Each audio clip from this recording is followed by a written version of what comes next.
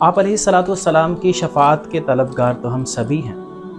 وہ کون سا عمل ہے کہ جو آپ کی شفاعت کو ہمارے لیے حلال کر دے گا؟ آپ کی زبان مبارک کے مطابق، آپ کے فرمان عالی شان کے مطابق ابو درداء رضی اللہ تعالیٰ عنہ اس حدیث کے روایت کرنے والے ہیں۔ آپ نے فرمایا من صلی علیہ حین یصبح عشرا وحین یمسی عشرا، کہ جس نے صبح کے وقت مجھ پر اور رات کے وقت مجھ پر 10 دفعہ درود پڑھا، ادرکتہ شفاعتی یوم القیامہ، تو قیامت کے دن ایسے شخص کے لیے میری سفارش واجب ہو گئی، اس نے قیامت کو میری شفاعت پالی۔ تو ہم سب طلبگار ہیں، یا الہی گرمی محشر سے بڑھ کے جب بدن دامن محبوب کی ٹھنڈی ہوا کا ساتھ ہو۔ وہ جب اتنی انسانیت اکٹھی ہوگی، آدم علیہ الصلوۃ والسلام سے لے کر روئے زمین پر سانس لینے والے آخری انسان کو اکٹھا کیا جائے گا، ایک میدان برپا ہوگا، ایک میدان سجے گا، اس زمین کو بدل کر ایک نئی زمین پر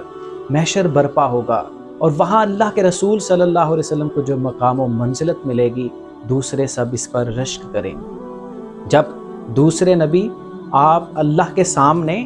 گفتگو کرنے کی جسارت کرنے سے گریز کریں گے، بات کرنے سے کترائیں گے، تب ساری انسانیت اکٹھی ہو کر آپ علیہ الصلوۃ والسلام کے پاس جائے گی کہ آپ اللہ سے کہیے کہ وہ حساب و کتاب کا آغاز کرے، وہ شفاعت کرے۔ تو اس وقت جب آپ کے پاس حمد کا جھنڈا صرف ایک بندے کے پاس ہی ہوگا، اللہ کی تعریف کا جھنڈا بھی آپ کے پاس ہوگا، اور مقام محمود بھی آپ کو ملے گا، اور مقام محمود بھی آپ کو ملے گا، تو اس وقت اللہ کے رسول کی شفاعت کسی انسان کو مل جانا، اس سے بڑی سعادت کیا ہو سکتی؟ آج دنیا کی سعادتوں کے پیچھے بھاگتے اتنی مشقتیں سہتے ہیں،